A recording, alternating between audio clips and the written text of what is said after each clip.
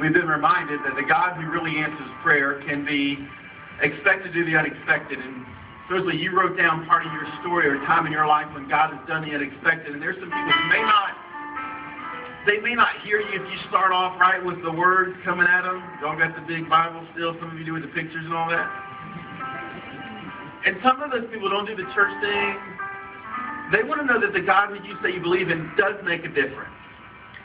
And maybe if you'll take Chris's encouragement this week and share that story of what he's done the unexpected in your life, that will open up a door for you to share the biblical truth of the gospel and who he is and their need for him. So we learned that he can be expected to do the unexpected. We learned that he recognizes righteousness, not our righteousness, it's Christ's righteousness. And when somebody submits to that righteousness and Christ's righteousness is put into your bank and my bank account, in a special way, God says we're his and he's ours. The last thing I think this passage is going to point out to us today is that the God who really answers prayer is worthy to be worshipped. The word worship comes from a word that means worth-ship. How much is something worth? Is this really worth it? Some of you are in your work situation and you're wondering, man, is this really worth $10 an hour? Some of you are dating a high-maintenance girl, you're like, is this really? No, that's another sermon.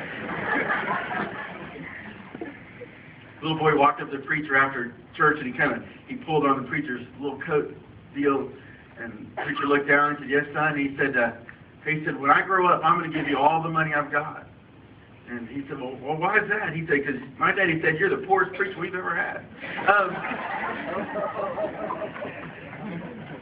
We make decisions about things that require our time, our affection, our attention, our energies, our resources, and we're asking this question constantly. Is this worth it?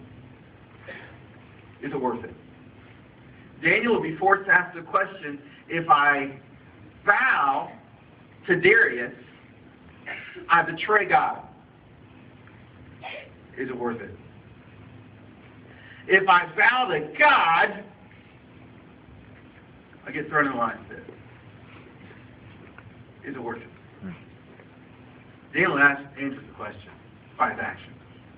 He worships by his actions. When Daniel goes and does like he's done since he was a kid, times a day, opens up his window, prays toward Jerusalem, gives thanks to God, he answers the question, hey, God is so much more worth than even being thrown alive. He's worth it.